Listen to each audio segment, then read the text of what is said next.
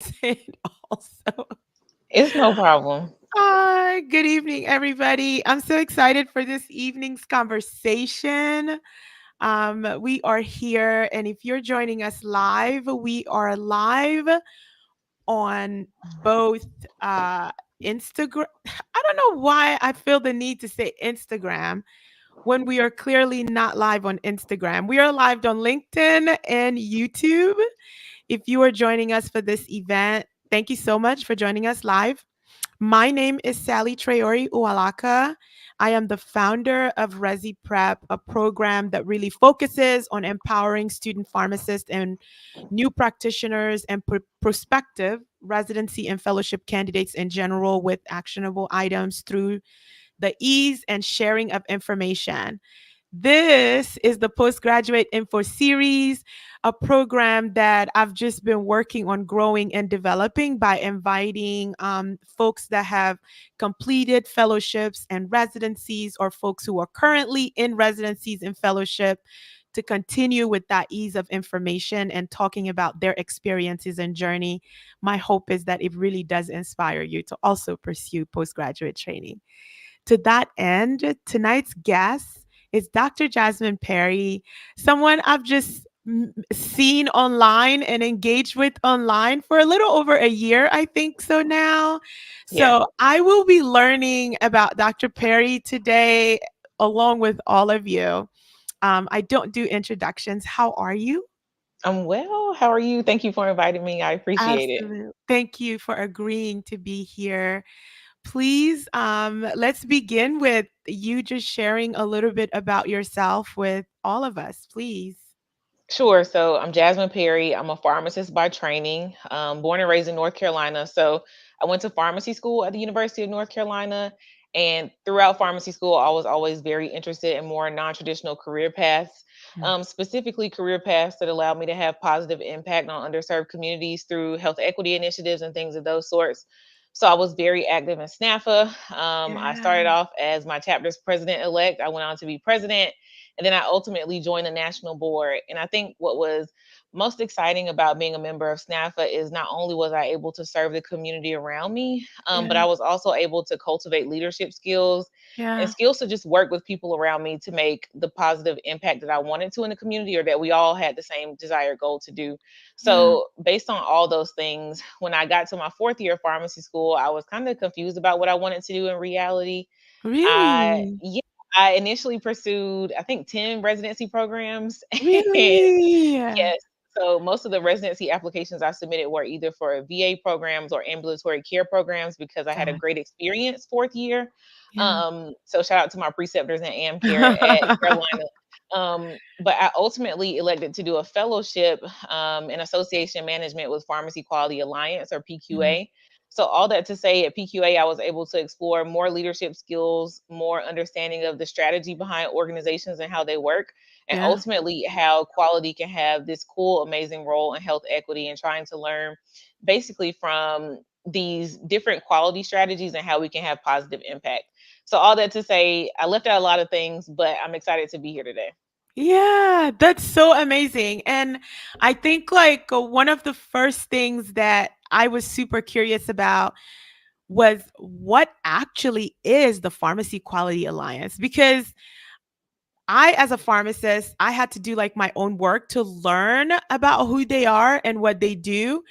And when I bring up like Pharmacy Quality Alliance and some of our initiative meetings, if you were like, the what? I'm like, oh, okay. So like I wasn't this only person in this bubble that really didn't fully understand where some of these metrics that we are so after in AmCare with establishing intervention tracking and meaningful initiatives and projects. That's when I started to become super obsessed with you guys' resources and website. Once I realized like I don't need to create it myself, but for folks who just don't know, what is the Pharmacy Quality Alliance? Sure. I will start by saying first, I forgot to mention. So after my fellowship, I'm now a senior clinical pharmacist with Blue Cross Blue Shield of North Carolina. So I'm no longer with PQA, but my Oh, career started off at PQA post graduation. sure. So before describing the organization, I think it's important to describe the state of healthcare in the US. Yeah. because I was first introduced to the organization through my US healthcare course. So we Mm, are transitioning in the US from a mostly fee for service model. So you get paid for the number of patients that you see to mhm, a more value based care system in mhm, which you are paid for performance of those patients or you are paid for how healthy your patients are. And when I mhm. learned about that in pharmacy school, I was immediately intrigued because we have specific data and numbers that we can tie to specific disparities in healthcare because you can see differences Absolutely. in quality performance based on these different characteristics. All that to say, we're transitioning to value based care, but how do we do that? I Yeah, typically think about value as quality and cost of care. And I yeah. was mostly interested in that quality component. So, PQA is a powerhouse, a nonprofit organization based in the Alexandria, Virginia area. And they do a ton of different things, but they're primarily a measure developer. So, they create some of those different criteria that help us get to that value based care Mhm. format in the US. They also are a convener, so they bring a lot of different entities to the table to talk about quality, whether that be patients, government agencies, other pharmacy associations, but they bring a ton of different people to the table to talk about quality. They're an educator, so they work with people to teach them about what quality actually It is, is. specifically with that twist of pharmacy on it. And Yeah. I'm forgetting one, but we are also, or they are also a researcher. So they do a lot of different work again goes back to quality, but also enhances different aspects of the healthcare system. So it's a cool organization. It gave me an Yeah. awesome start, and the people there are awesome. That's amazing. I love that you're still talking about them like we. I think that's so cool, and that says a lot about what your experience there was like. So you're now with Blue Cross Blue Shield. I always like to speak to all of you, especially a person like yourself, like you're on the other side. And I think Hmm. for student pharmacists, there can be such a fixation on I want to get the residency, I want to get the fellowship, and no one is really thinking about like post the training. And I love to speak to people that have come out on the other side of it and they are doing something. They are full-fledged practitioners now so that they can gain some insight on what it's like on the other side. What has the transition been like for you? Like coming from PQA now to you are in your first functional area as a independent clinician. My answer will probably be kind of shocking. um, I would say the transition was smooth in that when you are a student, when you are a resident, when you are a fellow, your number one job is not only to perform well, but to Yeah. do so in a way that gets you noticed in positive ways. So you Yeah. want to go above and beyond. You want to do things that require a lot of time. You want to get there early, leave late, Yeah. essentially sacrifice a lot to make sure that you are okay post residency or fellowship. But when you get a Absolutely. job, it's a little bit different. Yeah. You don't have to do everything quickly. There's no time limit for your progression in the role. So you Yeah. don't have to finish something in a week or 4 weeks or however long your rotation is. So the first week of my new position, one of my, I guess he's in executive leadership, his conversation to me was chill out. It's okay. Yeah. You are here, you got the job, like you're worthy. It's you don't have to constantly Yeah. prove yourself in a new role Yeah. because we know that you're going to be able to perform. So all Yeah. that to say, you can kind of breathe once you actually Yeah. get a job. Of course, you have to perform well and make sure you hit whatever metrics your job has for you. But in Yeah. reality, you don't have to come in like a fireball and make Yeah. everything more complicated than it has to be.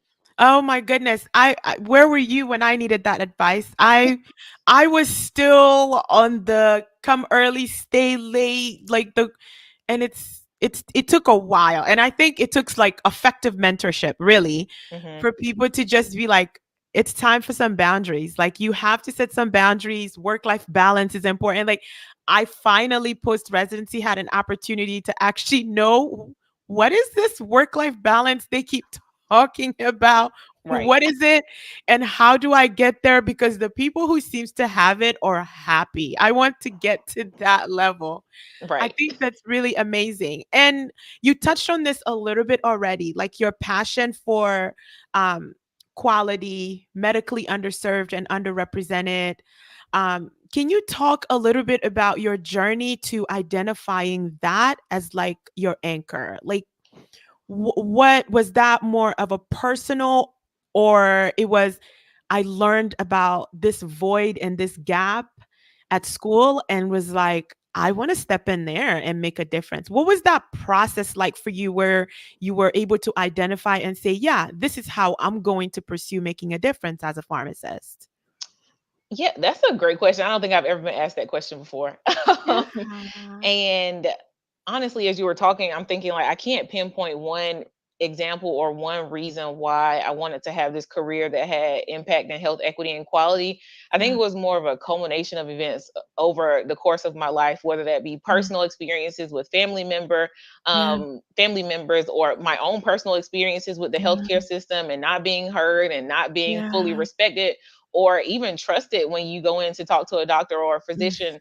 So Yeah. all that to say, it's a lot of things on the back end of why health equity is important to me. I mean, Mhm. of course, we all know the statistics, the disparities Yeah. are absolutely, Staggering. yes. It makes you like, it's almost unbelievable. So all those Yeah. things, that's the whole piece of health equity. And then beyond that, I've always had this drive to serve the community around me because these people Yeah. pour into me. So my goal was Oh, always to pour into the people around me in the same ways that yeah. they served me. So in undergrad, I was really involved in my sorority and the communities around me and all those things. So all those life experiences came together to, when I was in undergraduate, I ended up doing a history minor, and it's kind of weird. But one of my history professors said there is no movement if no one is alive and healthy enough to continue the progression for our community. So Yeah. for me, that was my moment to realize, okay, Yeah. my impact on the world around me can be through healthcare.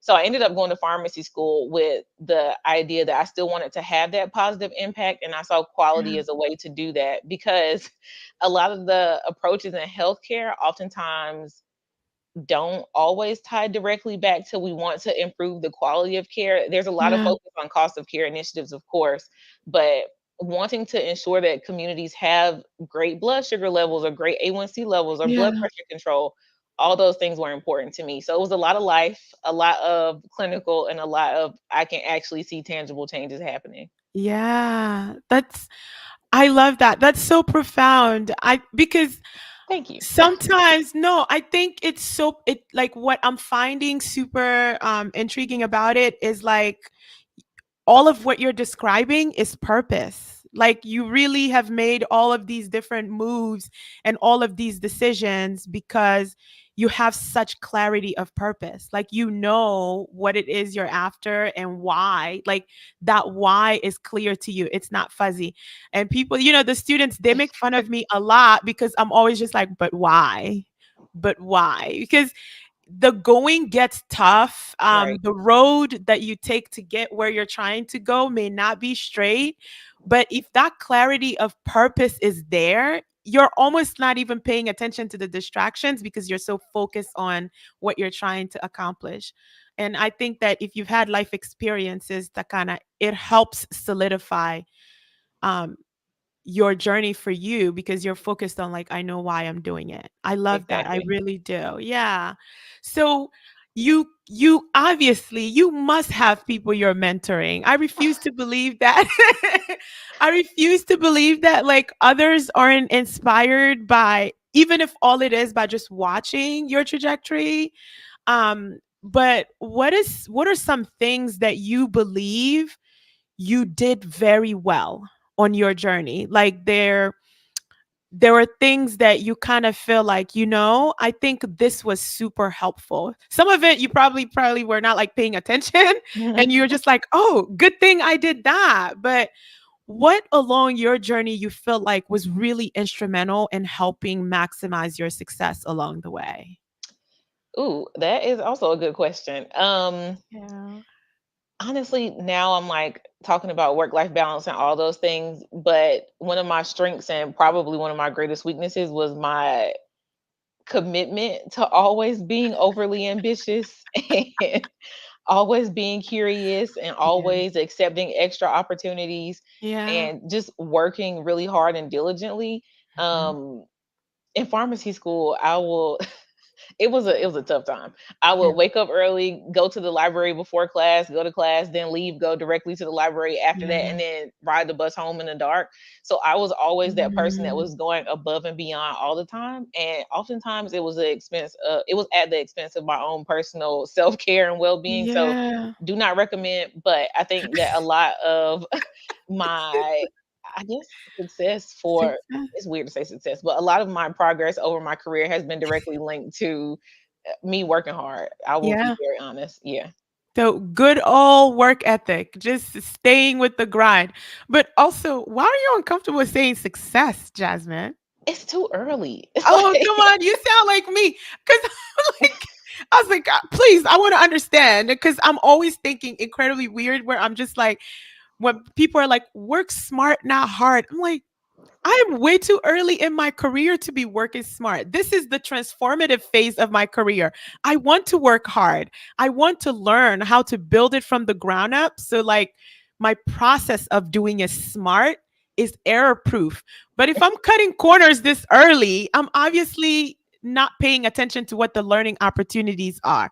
I right. I wholeheartedly believe that work smart, not hard. It's a place I'm going to get to. I'm not just going to finish residency, start working, and it's like, yeah, I know how to work smart. I think I'm happy building my skills so that I can work smart. But that was so interesting that you're like, I don't know, it's too early. Yeah. But you've accomplished a lot. And I think, how important of a role would you say that mentorship played? As a former SNAFA member, I can predict what your answer is going to be, but I think the P1 who's not involved in SNAFA, the P2 who's kind of involved but not engaging, I think it's really great for them to know how instrumental and how seriously SNAFA takes investing in its hmm members. So I would really love to for you to share some of that experience with the P1 and P2 who's listening right now and unsure if it's worth it to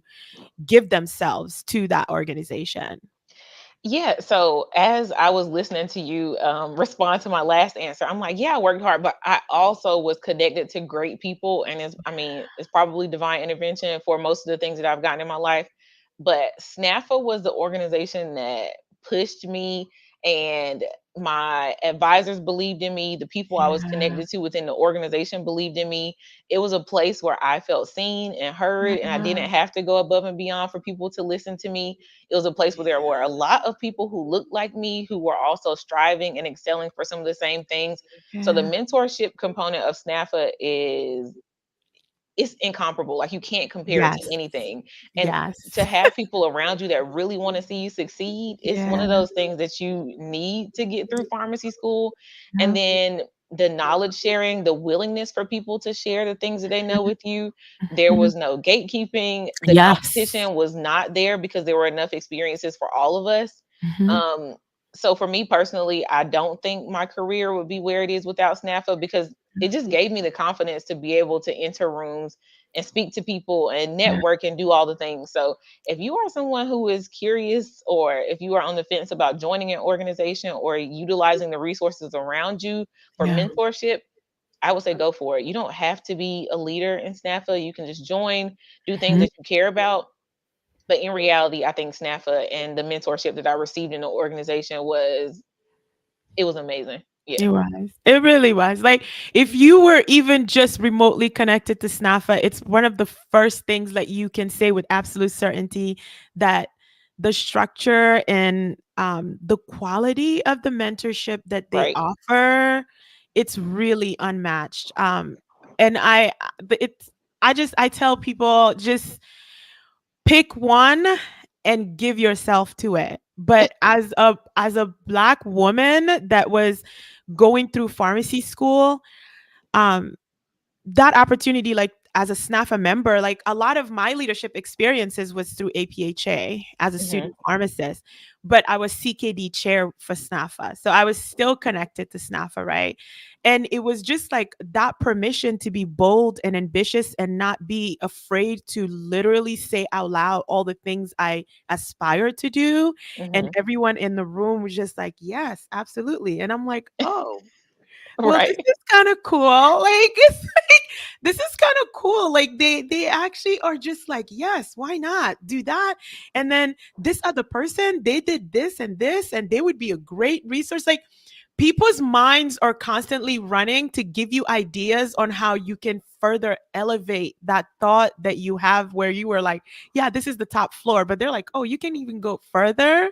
Right. I love that aspect of being like in SNAFA. And I'm ashamed that I'm not engaged now as a pharmacist, but I'm really putting some intentionality behind changing that this year. I really am.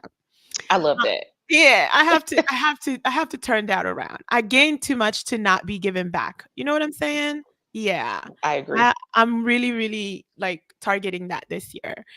And so for me, I always like to ask all of you about the move that you would have made differently. Ooh. What at what juncture? So like you think about it, you're exactly where you want to be. You're not there because choices were limited. You're like, yeah, this is the move. This is what I'm going to do. I love that for you. But was there anything where you were like, yeah, that move could have been something different? It doesn't have to be like the ceiling. Anything maybe. I okay, I'm a firm believer, and I think things happen for a reason. And the Yeah. path and the journey that I'm on, I'm supposed to be on it. But if there was one thing that I could change and the outcome still be the same, I would not apply to 10 residency programs. I applied, right? I applied to these programs out of fear, out of Yeah. I guess a scarcity mindset. I didn't think Ah, that I would get anything. I was nervous because I felt like, oh my God, clinical pharmacy is the only way for me to be successful in my career. Like I have to have a yeah. foundation of clinical pharmacy. So I had this like my purpose for pursuing those residency programs. Yes, I enjoy ambulatory care, but it wasn't something I wanted to do long term in my career. I did it Yeah. out of fear of not having opportunities. And in reality, I think that a lot of people doubt themselves, and in that moment, I doubted myself. I didn't Mhm. think that I was going to stand out from the crowd and get lots of opportunities in those things. So if Gosh. I could do anything different, I will believe in myself and Yeah. not spend the money to apply to all those residency programs that I didn't even Yeah. before. So yeah. Yeah. Right. So you're touching on something really, really important. And if you are somebody that's going to apply for residency this application cycle, I want you to really take a minute and hear and hear what Dr. Perry just said. The scarcity mindset can really force you to make certain decisions that you know within yourself is probably not the best choice. And it's why like people think I'm nutty. Why do you want to do a residency? I need you to be able to answer that for me and that it's clear. It's like I need to be able to see that there's some self-reflection that's taken place and that's led you to the decision that yes, residency when there are all these other postgraduate avenues to pursue is going to be the one. And I think when it's like after getting over, oh, Pharmacy Quality Alliance is a thing, but oh, they also have a fellowship. Right. I was like, oh, I want Jasmine to come and talk about that because I want them to know that organizational management can lead to clinical roles, right? Can you talk Mhm. a little bit about that path?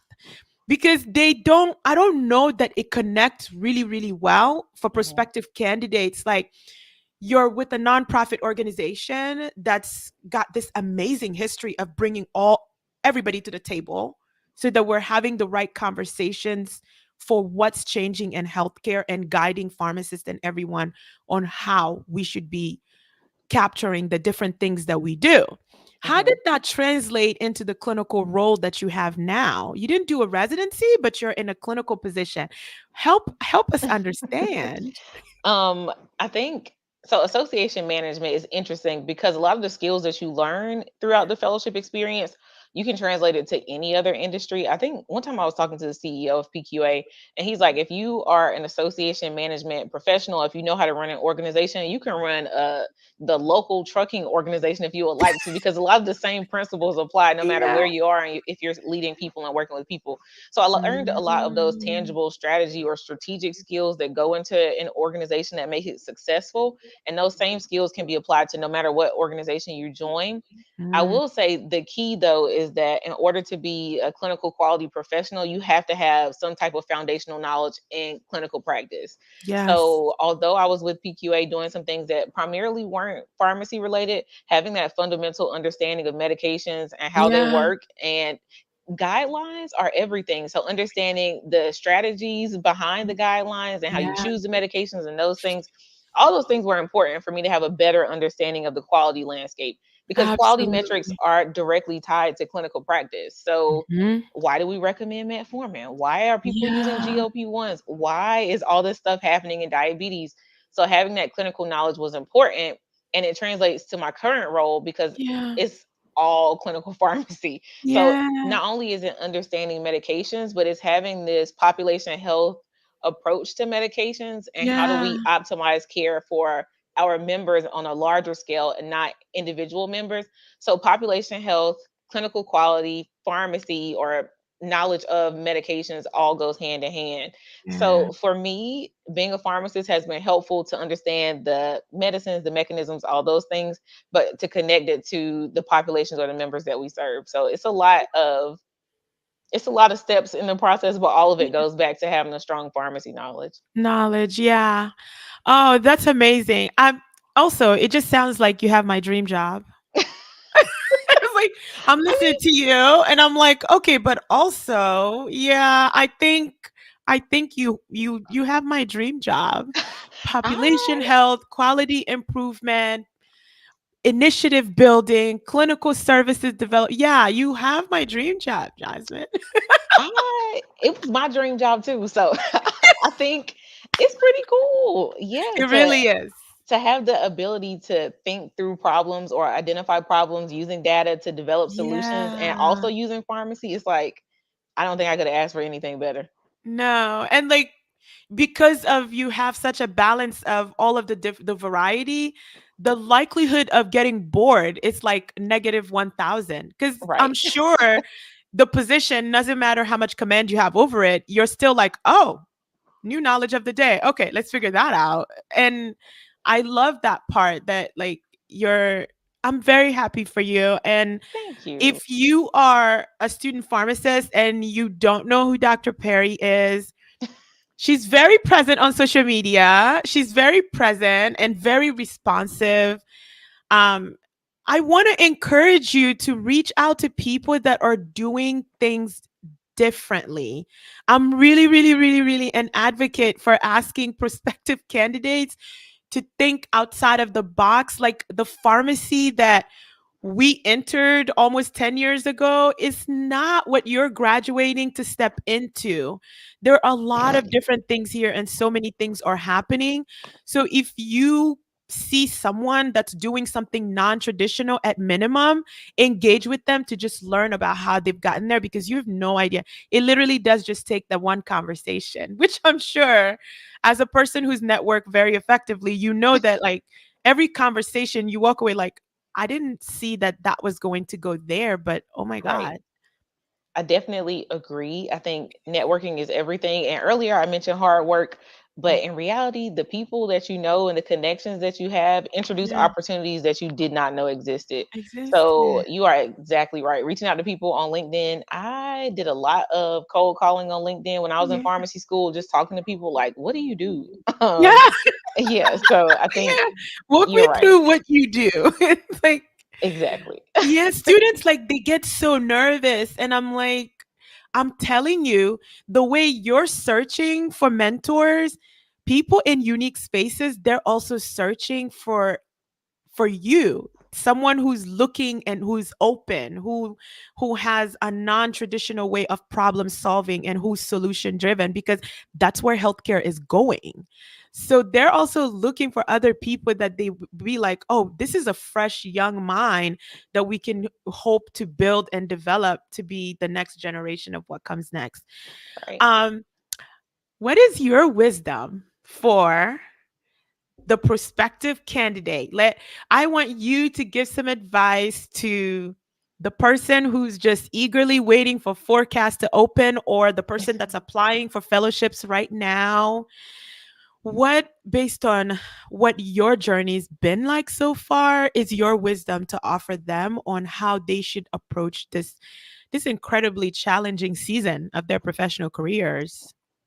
Again, I think my answer is going to be controversial, but I think that you should not believe the hype and always remember that the people on the other side of the screen, the people who are interviewing you, the people who run these programs are human beings and Yes. human connection is important. So when you are entering spaces, just try to bring your authentic self because at the end of the day, you're talking to another human. Yeah. So honestly, I think, oh, Asia, thank you. I didn't know I could see comments here, but Yeah. Yeah. in reality, you will be okay. Do not be nervous. I mean, Mm, it's okay to be nervous, but yeah. don't be scared to talk to these people who are interviewing you. Try to show your passion, your personality, all those things when you're applying for positions because almost everyone is going to have the clinical knowledge because we all go to pharmacy school. But Thank what about you. you is unique? What about you would bring life to this program? What about you would Yes. make the program go to the next level? So it's always about human connection, no Yeah. matter what the opportunity is. There may be a rubric, but there's always going to be some component that's like, who is this person on the other side that I'm talking to? Yes. I have nothing to add to that. That was that was that was a full 360 complete importance of authenticity as you go through this. I think like so many people are really afraid to show up in like their truest form of who they are. And Mhm. I tell them that's literally your superpower.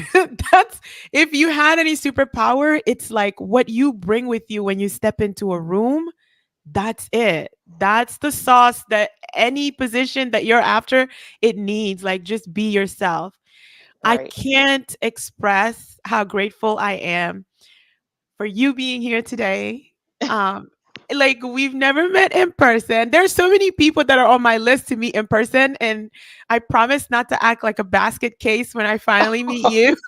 But it really, really has been a pleasure having you on the program, adding your voice to the platform. And I just hope, like, if you're a student pharmacist, is it okay for them to reach out to you?